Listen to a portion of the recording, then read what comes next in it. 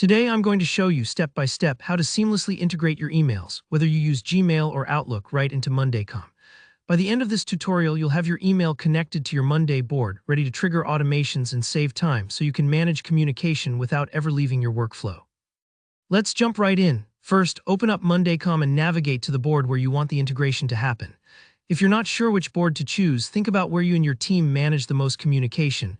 Maybe your client projects board or your support ticket tracker. Once you're on the right board, look up at the top right for the Integrate button.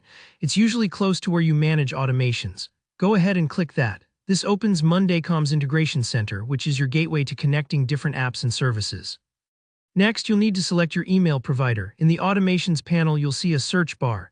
Type in Gmail if you use Google's email or Outlook for Microsoft's platform. You'll see both options pop up if they're available on your account. Click on your email provider. Don't worry about picking the wrong one. You can always go back if needed. Monday will show you the available integrations for that provider. Now it's time to choose your recipe. Recipes are pre-made automation templates designed for common tasks, like sending an email when a status changes or creating a new board item when you receive an email. Take a minute to browse the list. Each one has a brief description to help you pick what suits your workflow. For example, send an email when status changes is perfect for keeping clients updated automatically, while create an item when a new email arrives is ideal for tracking inbound requests right on your board. Once you find the recipe that matches your needs, just click on it. Don't stress if you're not sure which one to pick. These can be edited or swapped out anytime. Moving on, it's time to connect your email account.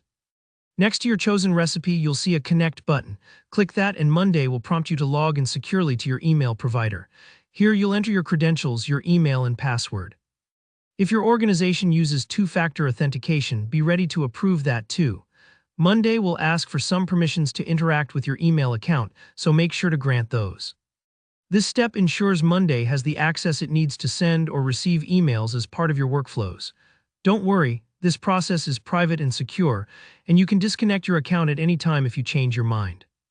Once your account is connected, you'll be brought back to the Integration Setup page, here, where you'll finalize your automation by setting specific parameters.